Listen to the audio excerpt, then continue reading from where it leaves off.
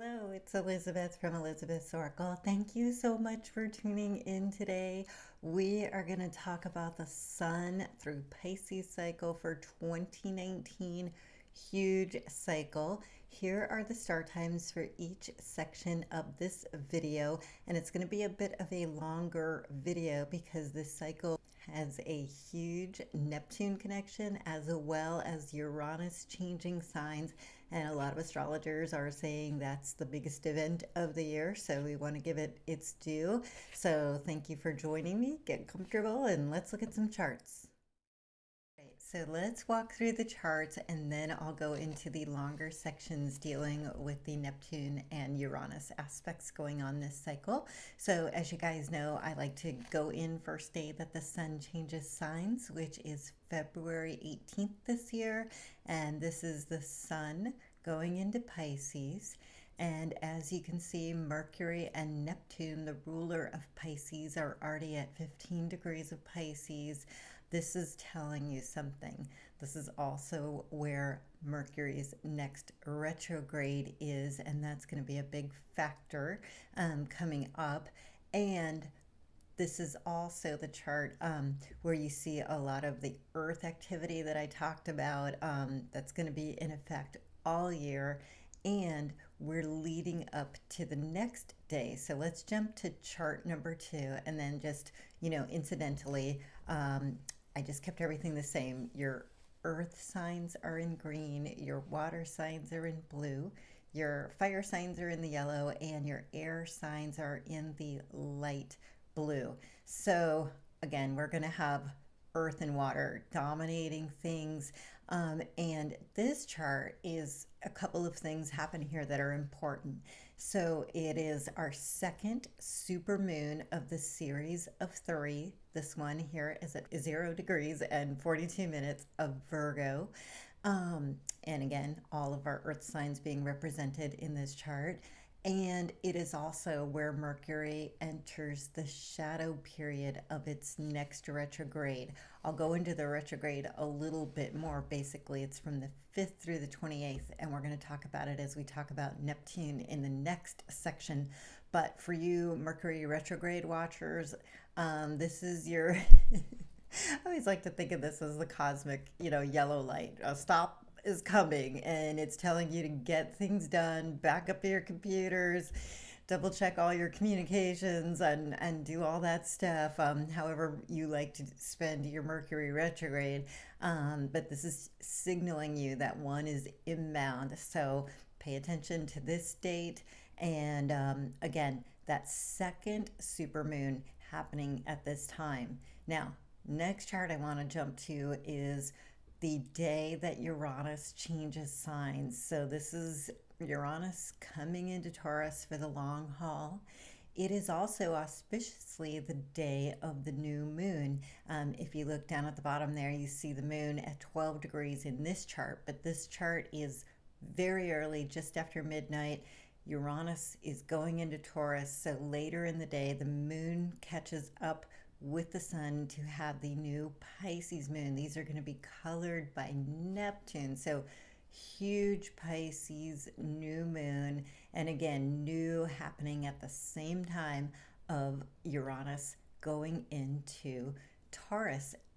And for those of you who remember last year, when Uranus originally entered Taurus for its little dip in there before it retrograded back into Aries, it was also a new moon. So something about those moons is very important here, telling us we're beginning something very big. Last chart that I want to get to, I'm just going to let you know where everything ends up at the end of the cycle. And the reason I'm bringing this chart up, it's for the day the Sun goes into Aries, which of course starts the next Sun cycle that I look at.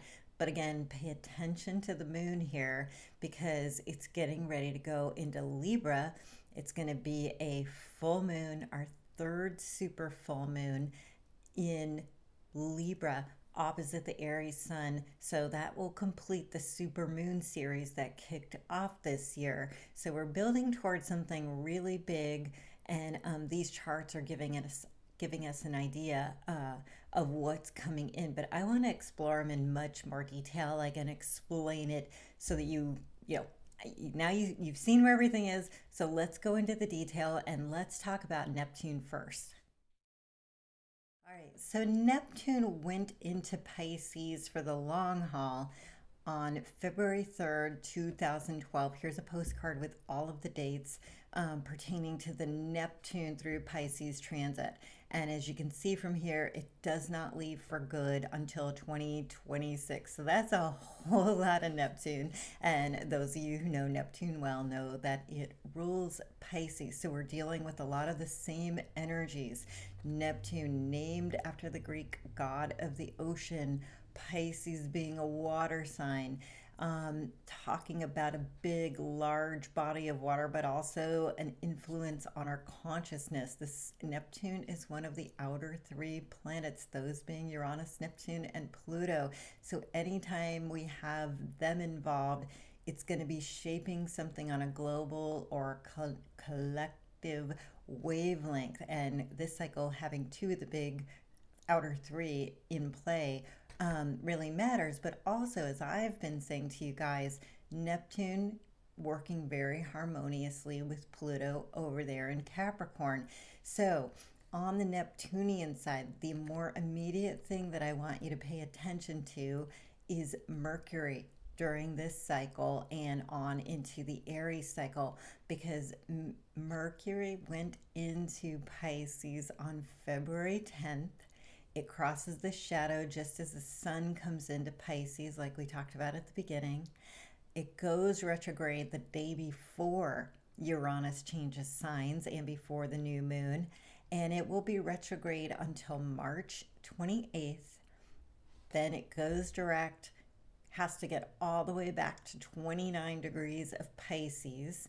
Here are the dates for all the Mercury in Pisces cycle, and it does not leave until the 17th of April.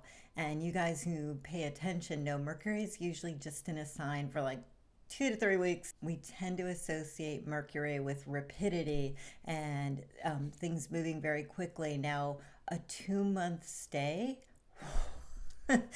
very unusual. So February 10th all the way through April 17th is Mercury in Pisces. So what does that mean? It means we have a whole lot of Piscean energy that is going to be coloring our thinking, coloring our emotions, and things may not be clear. As you guys know, Pisces deals with endings. It's the 12th sign in astrology.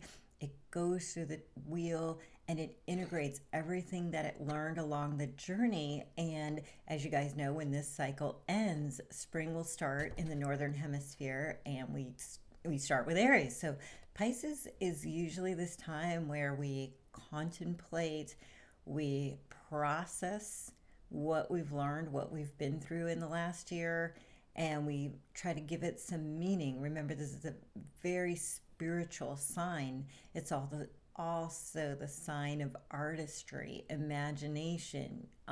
We pull up things from the depth. So when we have Mercury doing a 2-month run there, and it being so close to Neptune for a lot of this, the day that the sun went into Pisces, it was very close to Neptune. So even though obviously it's going to go up to 29 degrees, which will be, far away because Neptune's pretty much going to stay in that 15-degree range, because that transit is so long. But this is important to know that, you're really going to be feeling the Pisces energy way more this year than in previous ones. So things to do with that are to connect with your spiritual practice, meditate. If you've wanted to develop your psychic ability, it's a good time to do that. Daily prayers, just paying attention to your dreams, having your dream journal, and of course, the usual spiritual things we work on: forgiveness, letting go of grudges, releasing things, because Pisces does talk about completion and an ending time. So big energies happening this year that will be happening, throughout the Pisces cycle and beyond. And so that indelible mark that Neptune leaves, we can't always see it when it's actually happening, just like water wearing down a stone. Um, but it may be several months later we look back at this time of 2019 and say, wow, that's when things really started shifting, but I didn't quite know it. And it may be somebody you meet later in the year and you're like, oh my gosh, that's how that person was set up to come into my life at this time. So don't worry about trying to figure it out or trying to jump to conclusions, because Pisces can definitely see my speech. Pisces can definitely be a little foggy and confusing. And the only other warning you guys know I give you is Pisces can also be about addiction, spacing out, where we just don't get stuff done in the real world. And that has a value to an extent. However, draw on your planets in Capricorn if you need to, be here now and apply the spiritual, insights that you're getting into a tangible form. But I would say don't feel like you have to have it all figured out this cycle. Just let the downloads come, release what you feel guided to release, and just know as when we get to that sun going into Aries, and really I think more towards the Taurus cycle, we'll start to have a better idea of how this impacted us. So let's talk about Uranus. All right, so this is what a lot of astrologers are saying is the biggest event of the year, and I can definitely see why that idea is out there. I think there's a lot happening this year, but this puts everything into place for the next pretty much till January of 2024, and then on into 2025 and 2026. So I'll explain that. We're talking about the outer three planets, and specifically in this instance, Uranus finally settling into Taurus for its long run. Those of you will remember last year we had Uranus go into Taurus from May through November, but then it does its retrograde, and so it went back into Aries. We've been dealing with all that fire energy, and I think you guys remember I told you you won't have an idea of what this year is really about just based on the first 6 weeks. There was a lot of excitement. We were getting things done. But it's really now that we start to settle into what it's going to really look like and the trends that are going to be much longer lasting. So now we have Uranus on March 6th settling into fixed Earth sign Taurus until 2025. Here are the dates on that. So again, it will go into Gemini in July of 2025, do its retrograde, come back into Taurus for just a bit from November of 2025 until April of 2026. So yeah, until April of 2026, we are going to be dealing with Uranus in Taurus. And I'm going to just kind of stick with my general thesis on this. Here are the dates. While I was pulling up long-term dates, I was like, let's do Neptune. Let's do Pluto. But I'm sticking to my guns as far as, again, I'm going to pull up the chart for when Pluto, it's going to be the first one that leaves the long-term transits, and this is January 20th of 2024. And so you can see why I'm saying next 5 to 7 years, we're going to be dealing with the big outer three, settling in respectively to Capricorn, Pisces, and Taurus. And I love this energy because it's compatible. They are in favorable angles to one another. Your earth signs are building things.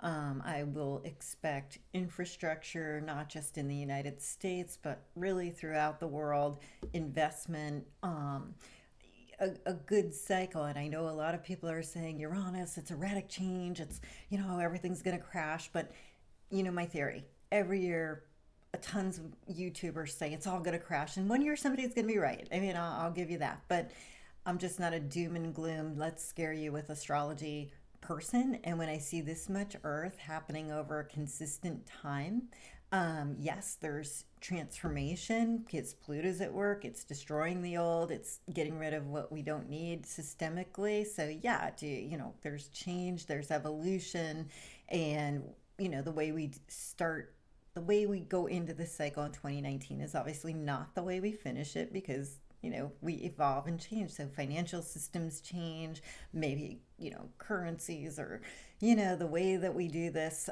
fintech, all those things are going to keep moving forward.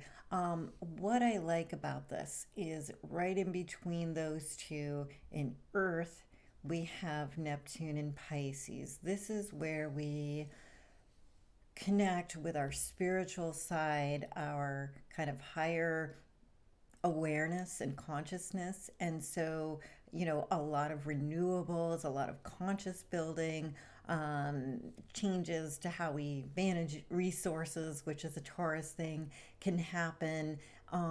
So I'm seeing this as like good that we are having the outer three planets in very harmonious positions, trines with the earth signs, sextiles to Neptune for the next 5 to 7 years. So we'll see how it all pans out. If you want to check my Sun into Taurus from 2018, I did a special on Uranus through Taurus then, and of course, we'll continue to cover that trend. But I just wanted to note that that's happening during this cycle. So it may take a while before it settles in with its neighbors, but it's definitely moving in. And you think about moving into your house, you're like, it takes a while to unpack and kind of get into the rhythm of the neighborhood. But it's coming to town. So that is a big deal during this cycle. But I see these trends as very supportive of one another and more stability than the instability that a lot of people are, predicting and all of that stuff. So just wanted to give you the heads up on the outer three and did that research so that you could have those dates and just kind of know that things are going to be settling down and settling in for quite a while as we do the Sun through Pisces cycle. But again, my emphasis for you guys would be stay closer to home, stay closer to Mercury, your meditation, your dream journals, what spiritual insights you're getting about the next 5 to 7 years, and applying that because that's the more immediate cool thing. A 2 month long Mercury through Pisces transit is highly unusual, and it's a great time to dive in and really experience Pisces in a way that you probably haven't experienced this cycle before. So, all right, so let's do the resources part of my video. Thank you so much for watching, and you can reach me at elizabethoracle.co, and you can sign up for a free newsletter. All of the links are always in the description box. I am blogging a lot more, so just always buzz over to the homepage of my site for the latest articles. Just kind of going through a prolific period here and enjoying it and tuning into the planets a little bit more. Yeah, and that includes like radio appearances or any other things that are posted on the homepage. So just feel free to stop by there. There's a little special here. So if you order a reading on a Friday, you get 5 free minutes with your session. And I'd love to connect. We can pull up your chart, talk about where your life is going the next 5 to 7 years because things really will be settling in.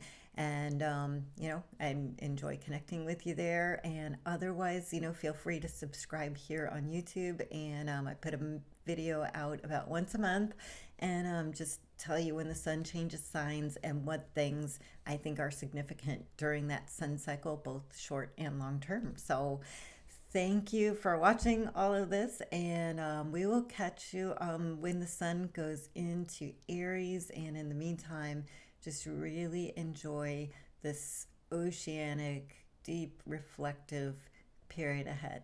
Thank you.